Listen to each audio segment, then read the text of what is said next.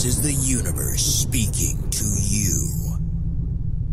You are now tuned into the Modern Spiritual Life Coaching Podcast by the certified master life coach and spiritual guide, Coach Chip. Welcome, souls. We now begin this episode of a transformational journey. Unedited, unscripted, and creating something from nothingness. Now, let there be light on Modern Spiritual Life Coaching. This is episode 134 on the Power Half Hour. We'll continue with the Essentials of Spirituality by Felix Adler. Right after this song. Right here on the Modern Spiritual Podcast.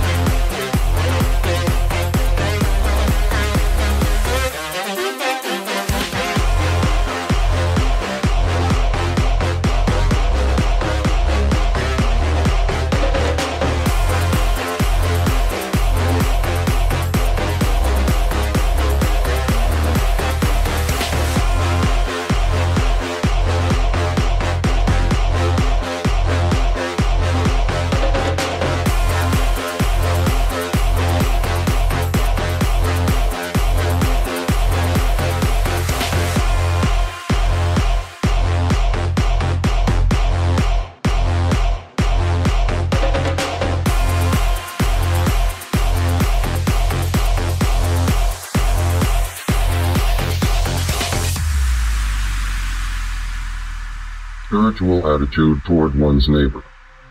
Sunday, November 27, 1904. Those whom we call our neighbors, our fellow men, may stand to us in a threefold relation. Some possess gifts far greater than our own, and in point of development are our superiors. Some are on the same level, and some are much inferior to us. The spiritual attitude toward our neighbor, though always governed by the same principle, expresses itself in different ways, according as our neighbor is related to us in one or another of these three ways. I recently read a biography of Matthew Arnold, the author of which constantly speaks of himself as Arnold's disciple. It is not often nowadays that we hear men proclaim themselves disciples and glory in their discipleship. At the present day, the tendency is for everyone to assert an equality with others, and most persons would resent the imputation of subordination implied in such a word as disciple. And yet the writer in question is a self-respecting man. He is thoroughly alive to his dignity, and he has keen and unsparing words for certain of the faults of the master whom he reveres. He is not blind. He is not wax in the hands of the master. He does not look upon him with undiscerning admiration, and yet he takes toward him the reverent attitude, what I should call the spiritual attitude, for he recognizes that this master of his is a casket in which nature has deposited a treasure of extraordinary value, that he possesses a genius much superior to that of others.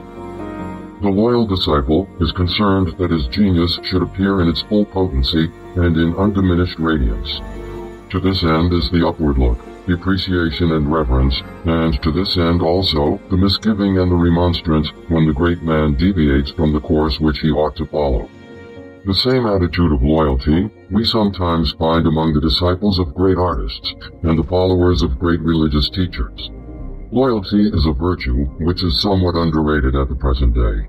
Loyalty is not debasing, not unworthy of a self-respecting man. It is but another name for the spiritual attitude toward those who have a superior genius, to whose height we are lifted by our appreciation of them. Furthermore, in our spiritual relation toward those who occupy about the same plane of development with ourselves, the same principle of sympathy with the best possible attainment should be the rule. To rejoice in the failure of others, to accentuate in our thinking and in our conversation the faults of others, to triumph at their expense, is the utterly unspiritual attitude.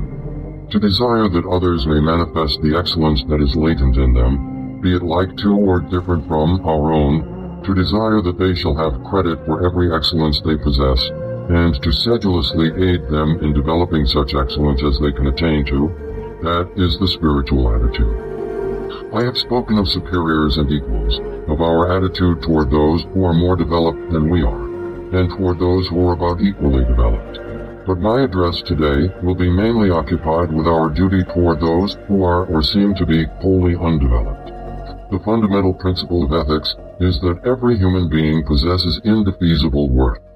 It is comparatively easy to apply the principle of anticipating our neighbor's latent talents to the highly gifted, to the great authors, scientists, statesmen, artists, and even to the moderately gifted, for their work is, in part, already manifested in their lives.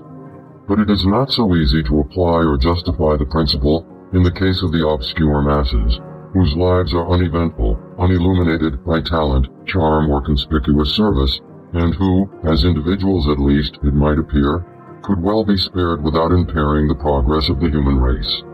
And yet this doctrine of the worth of all is the cornerstone of our democracy. Upon it rests the principle of the equal rights of even the humblest before the law, the equal right of all to participate in the government. It is also the cornerstone of all private morality, for unless we accept it, we cannot take the spiritual attitude toward those who are undeveloped. The doctrine, then, that every man possesses indefeasible worth is the basis of public morality, and at the same time the moral principle by which our private relations to our fellow men are regulated. What does it mean to ascribe indefeasible worth to every man? It means, for instance, that human beings may not be hunted and killed in sport as hunters kill birds or other game, that human beings may not be devoured for food as they have been by cannibals, or sometimes by men in starvation camps when hard-pressed by hunger, that human beings may not be forced to work without pay, or in any way treated as mere tools or instruments for the satisfaction of the desires of others. This, and more to the same purpose, is implied in the ascription of indefeasible worth to every man. Moreover, on the same principle, it follows that it is morally wrong to deprive another of the property which he needs for his livelihood, or for the expression of his personality, and to blast the reputation of another, thereby destroying what may be called his social existence.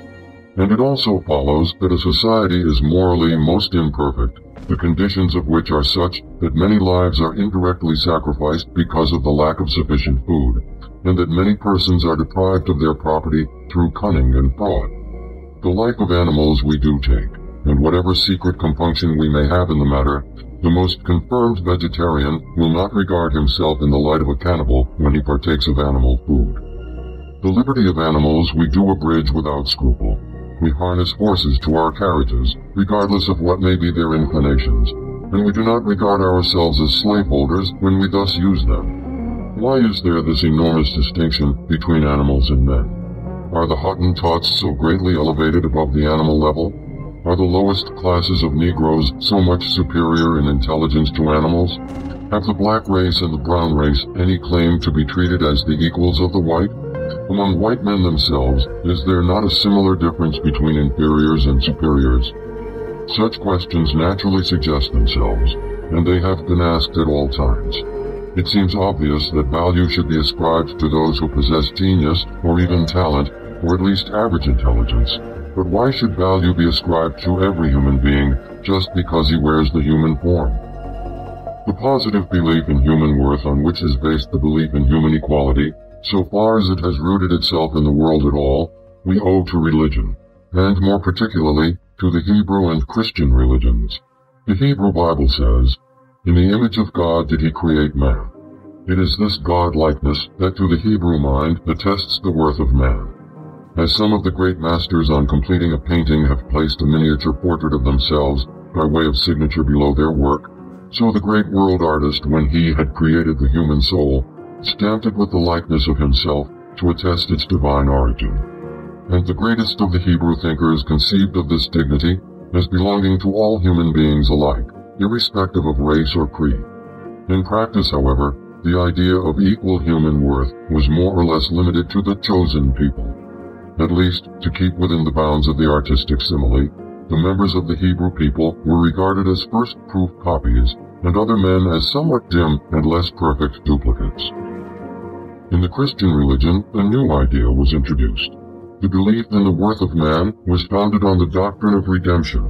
The sacrifice of atonement had been offered up for the benefit of all persons who chose to avail themselves of it.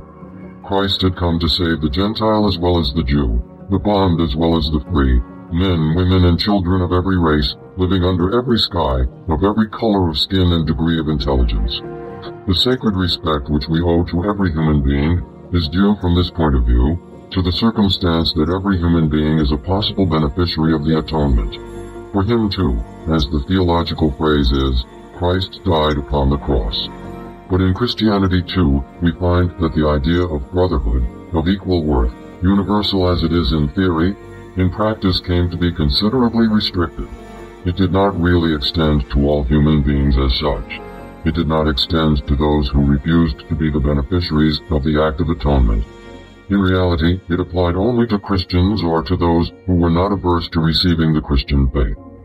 The theological formulation of the fundamental idea which we are discussing, therefore, is beset by two difficulties. It is limited in application, and it is based on theological conceptions. As soon as these theological conceptions are relinquished, the doctrine of equality is in danger of being abandoned. In 1776, the founders of the American Republic undertook to supply a new and secular foundation for this doctrine. In the Declaration of Independence, Jefferson wrote, "We hold these truths to be self-evident, that all men are created free and equal." In other words, he put forth the astonishing proposition that human equality is self-evident. Many of us would incline to the opinion that the opposite is self-evident, that the inequalities which subsist between men are so palpable that we cannot overlook them. If, however, we inquire what led Jefferson to this statement, we shall find that, at the time when the Declaration of Independence was written, there existed a basis of fact that gave color to his assumption. The population of the United Colonies was small, only about 3 millions, and on the whole homogeneous. The great majority of the people were agriculturists, pursuing the same occupations, and on the whole exhibiting the same traits. They were all, or almost all, of vigorous stock, capable of self-government, jealous of their rights, independent in spirit. At that particular time, the points of similarity and equality among the members of the American colonies far outweigh the points of dissimilarity. It was then, to a certain extent, on facts of experience, and not entirely on the hypothesis of the 18th century philosophy, that Jefferson's famous proclamation rested. Since Jefferson's day, the facts have markedly changed. We have passed beyond the agricultural stage, and have entered the stage of industrial development. The occupations of our citizens have become greatly diversified. Large bodies of foreign immigrants have come to us. If we survey the conditions of American life at present, we are strongly impressed with the differences that exist between the various strata of our population. Differences in mental ability, differences in vital energy, differences in the point of culture attained, differences in capacity to rise. As a consequence, the Declaration of Independence is treated by many as an obsolete document, and its assertions as mere bombast and rhetoric. Unjustly so, because the truth which it attempts to convey is valid, though the form in which the truth is expressed and the grounds on which it is put are no longer adequate. We have arrived, then, at this pass. The theological foundation for the doctrine of human equality has failed or is failing us. The facts to which the Declaration of Independence appealed have altered. Are we, then, to give up the belief in human equality, that priceless postulate of the moral law, the basis alike of democracy and of private morality? At times it seems to us that the world is almost ready to do so. Nietzsche, in Germany, puts it forth as a philosophic principle that humanity exists not for the democratic purpose of securing the highest development of all, but for the aristocratic purpose of producing a race of supermen, an elite of strong, forceful, leonine beings. And in his doctrine that the many exist as a kind of pedestal for the grandeur of the few, he finds support the world over. Men are but too ready in this age, when the energies of the strong have been unfettered and moral restraints have become weakened, to put Nietzsche's doctrine into practice too. From the Congo, we hear appalling accounts of the cruelty of civilized men in their dealings with the uncivilized. Rubber and ivory, it appears, must be obtained in large quantities to secure a handsome profit on investments that have been made in those regions.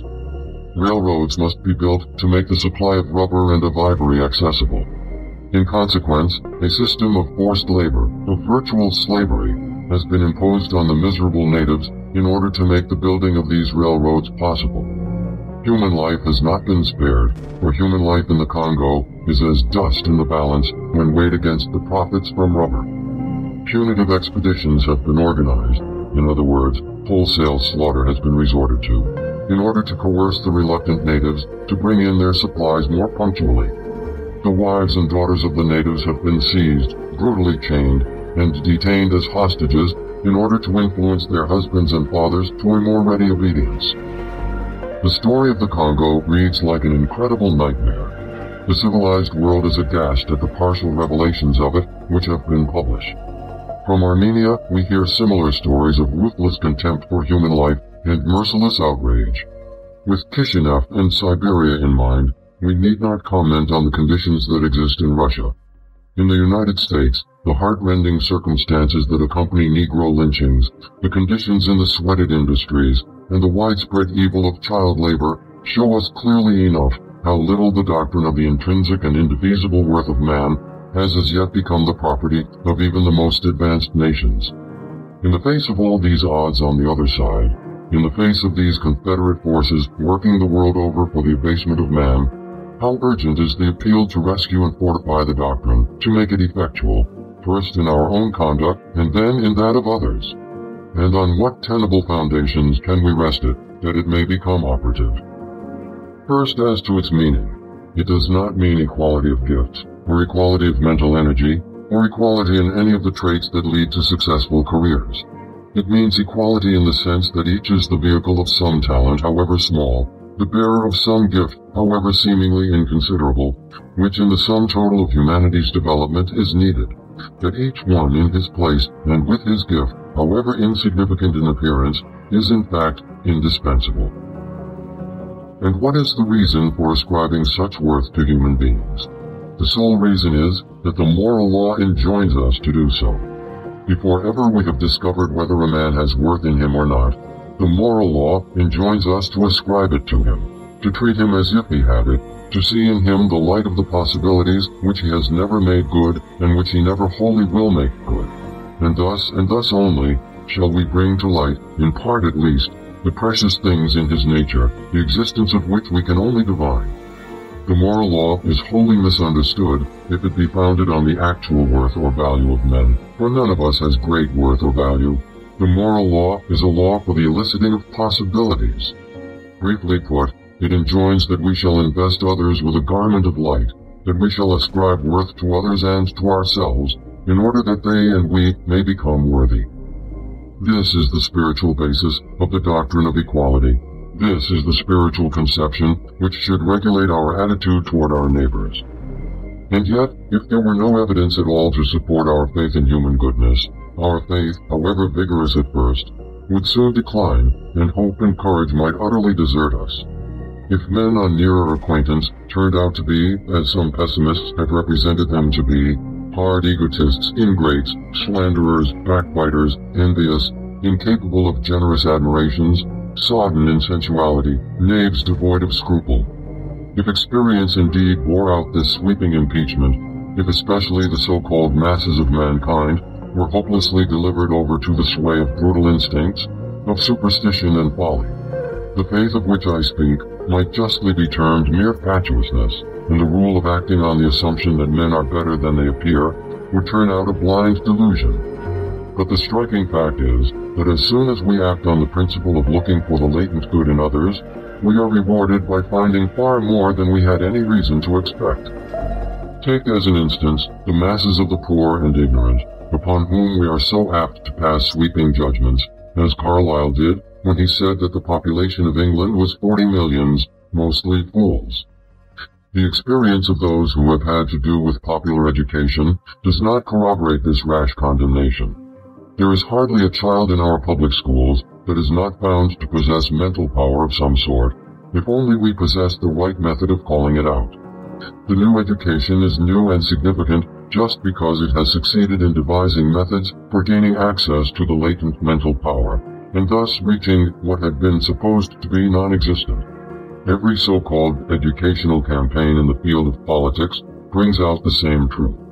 The capacity for hard thinking and sound judgment which resides in the working class is surprising to us, only because in our preposterous pride we had supposed them to be baked of different clay than we are. In the matter of artistic endowment, too, what wonderful discoveries do we constantly make among poor children, even among children that come from the lowest dregs of society. What fine fancy, what prompt response to the appeal of the beautiful, in spite of all the debasing inheritance. But it is, in the last analysis, the moral qualities upon which our respect for human nature rests, and in this respect, how often are we astonished, yes, and abashed, when we observe the extent to which the moral virtues express themselves in the life of those who, in point of so-called culture, are infinitely our inferiors. What power of self-sacrifice is displayed by these poor people, whom sometimes in our wicked moods we are disposed to despise. What readiness to share the last crust with those who are, I will not say hungry, but hungrier. Who of us would take into his own house, his own bedchamber, a dying consumptive, a mere acquaintance, in order that the last days of the sufferer might be soothed by friendly nursing? Who of us would make provision in our will to share our grave with a worthy stranger, in order to avert him from the dreaded fate of being buried in the potter's field? Which of our young men would be willing to refuse the proffered opportunity of an education in one of the foremost colleges in the land, in order to stay with the old folks at home and work at a menial occupation for their support? Who of us would give up the joys of youth to devote his whole life to the care of a bedridden, half-demented parent? Yet all of these things and many others like them I have known to be done by people who live in the tenement houses of this great city.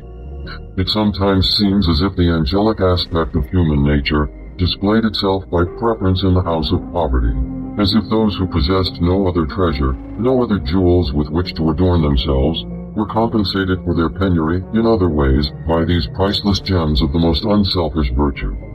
Such conduct, of course, is not universal. There are abundant instances of the opposite.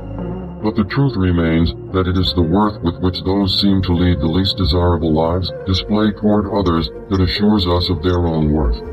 This, too, is the lesson of the oft-quoted and oft-misunderstood parable of the Good Samaritan, upon which here, for the moment, I should like to dwell.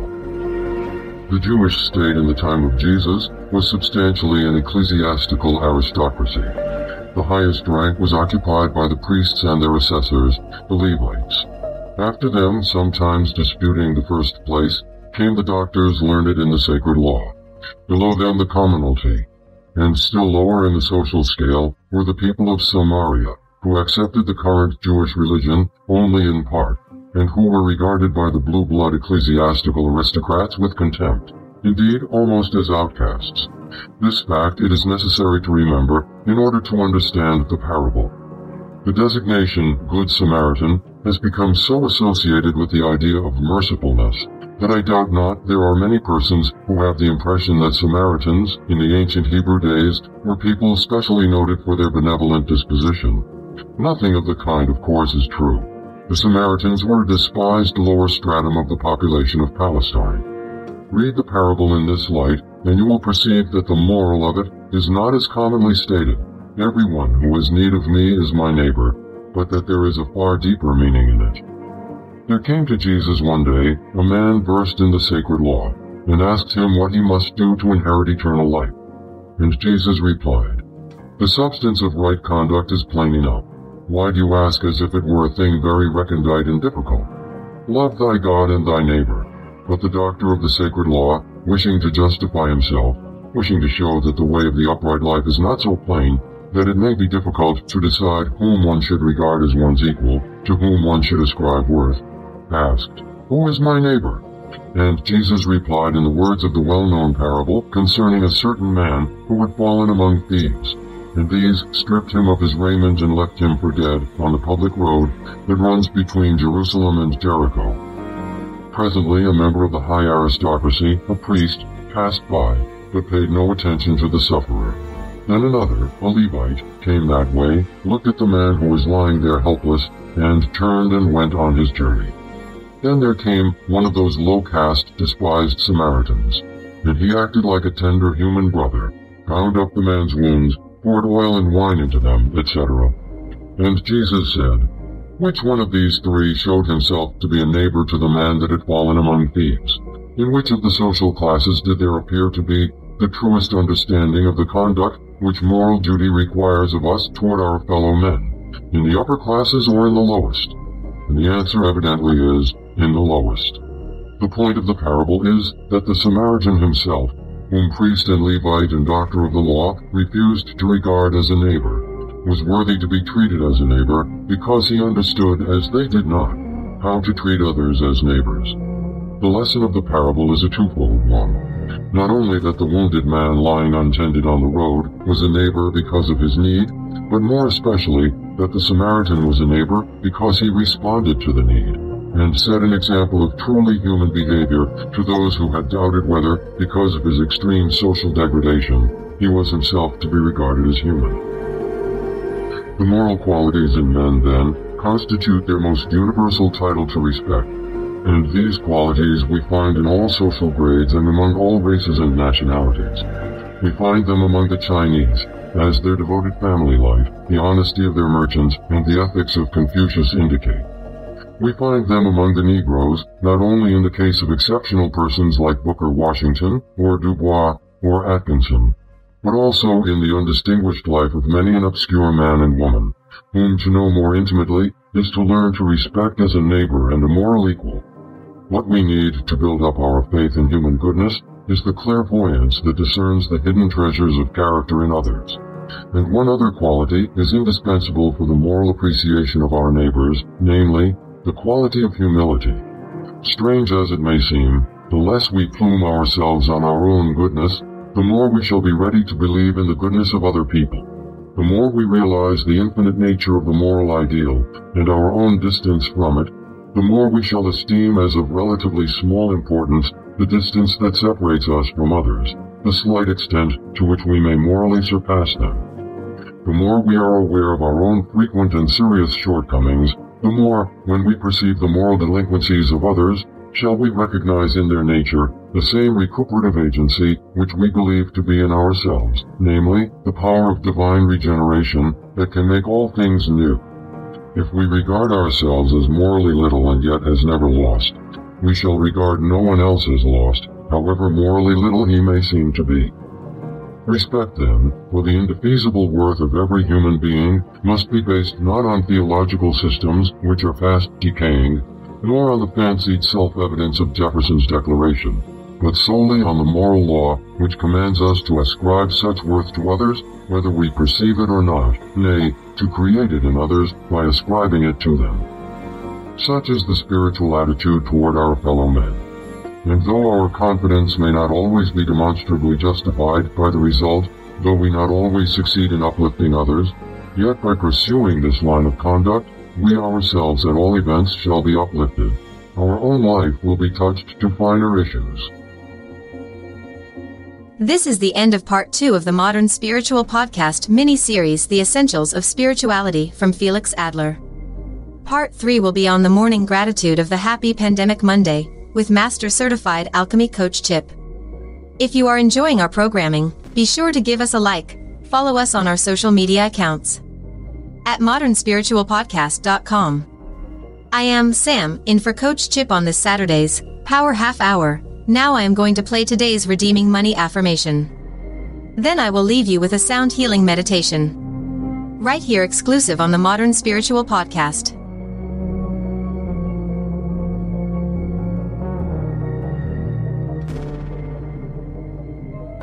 I am good at saving money.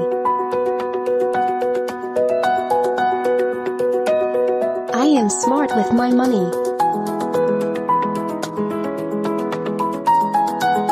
I am dedicated to saving money. I always find ways to save money.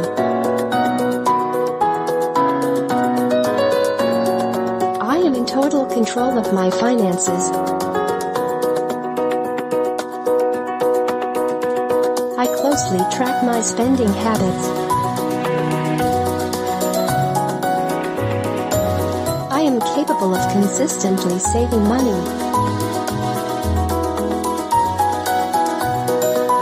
I am good at saving money. I am smart with my money.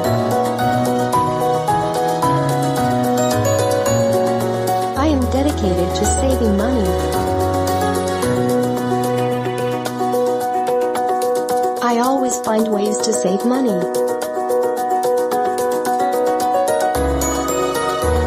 I am in total control of my finances. I closely track my spending habits. I am capable of consistently saving money.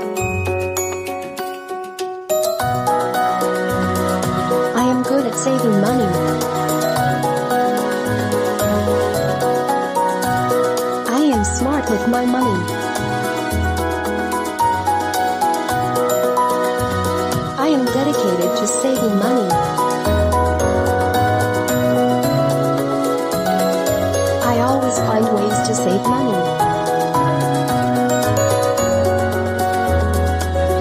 I am in total control of my finances. I closely track my spending habits. I am capable of consistently saving money. I am good at saving money. I am smart with my money.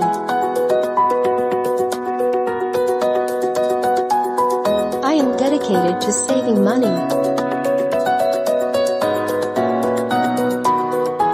I always find ways to save money.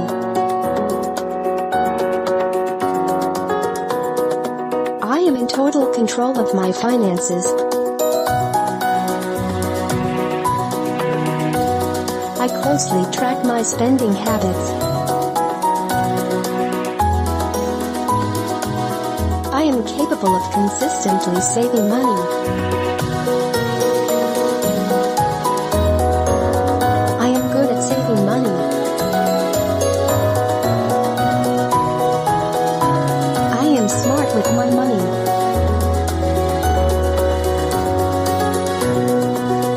Dedicated to saving money. I always find ways to save money.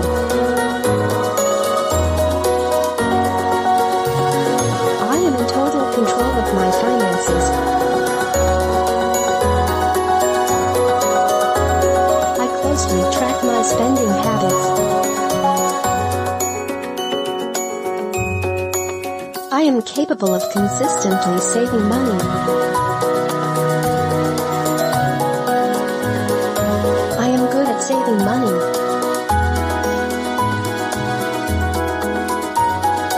am smart with my money. I am dedicated to saving money.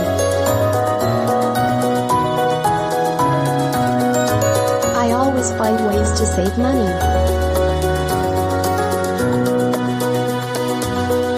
I am in total control of my finances. I closely track my spending habits. I am capable of consistently saving money.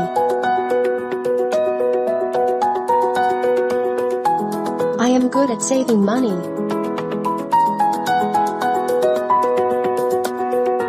I am smart with my money. I am dedicated to saving money.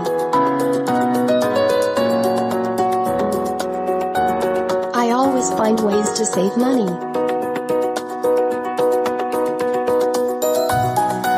I am in total control of my finances. I closely track my spending habits. I am capable of consistently saving money.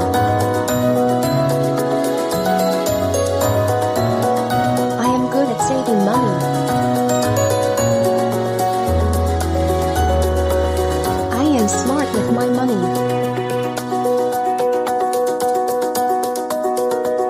I am dedicated to saving money.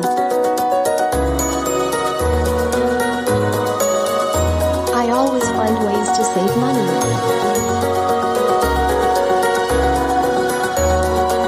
I am in total control of my finances. I closely track my spending habits. I am capable of consistently saving money.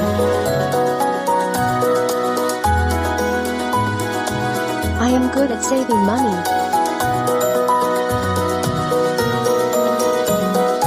I am smart with my money.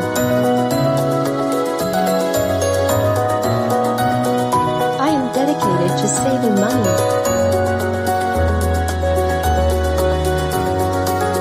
I always find ways to save money.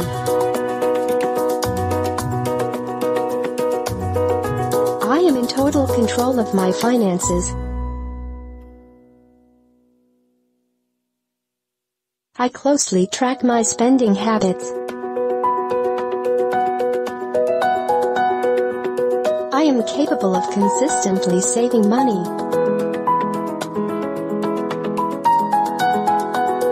I am good at saving money.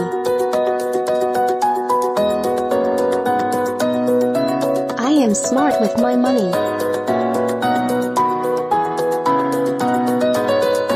I am dedicated to saving money. I always find ways to save money.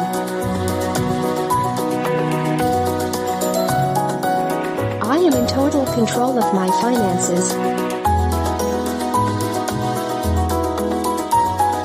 I closely track my spending habits. I am capable of consistently saving money. I am good at saving money. I am smart with my money. I am dedicated to saving money. I always find ways to save money.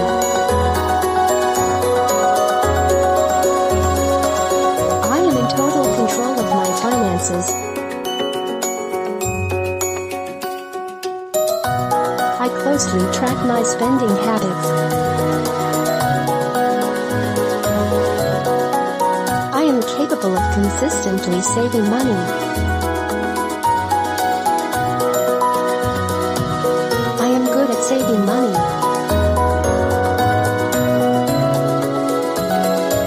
I am smart with my money. I am dedicated dedicated to saving money. I always find ways to save money.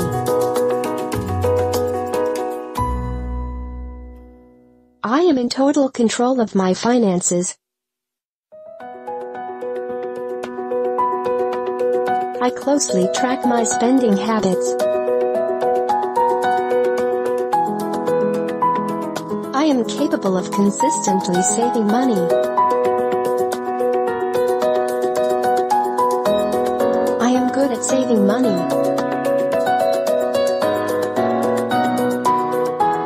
I am smart with my money.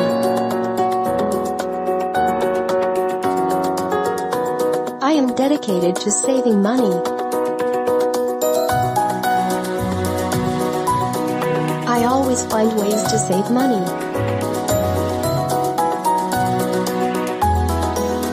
I am in total control of my finances.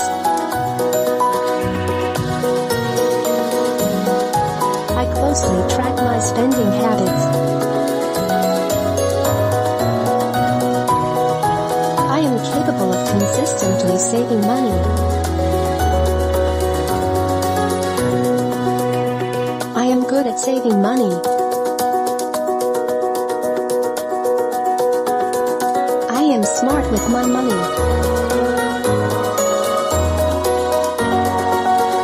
I am dedicated to saving money. I always find ways to save money.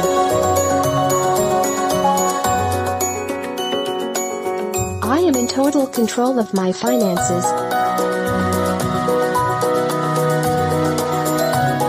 I closely track my spending habits. I am capable of consistently saving money. I am good at saving money.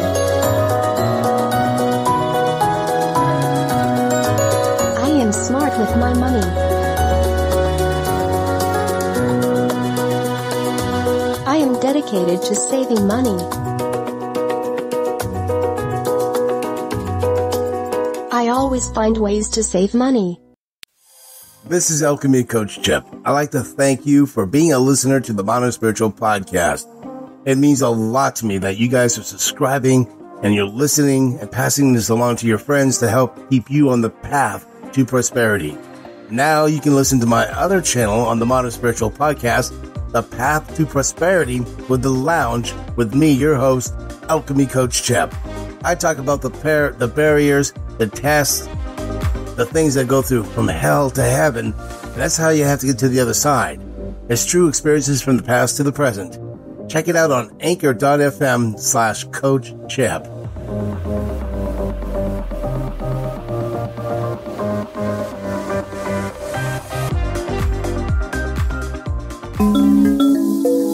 Now it's fun and easy to join the Modern Spiritual Podcast mailing list directly from your phone. Just send your email address by text message. Text the word Modern Spiritual to 22828 to get started. Try it now. Send your email address by text message. Text the word Modern Spiritual to 22828 to get started. Message and data rates may apply. This is my favorite podcaster, Master Certified Alchemy Coach Chip of the Modern Spiritual Podcast. I am sending lots of love to the Modern Spiritual Podcast. Thank you for the great lessons of truth.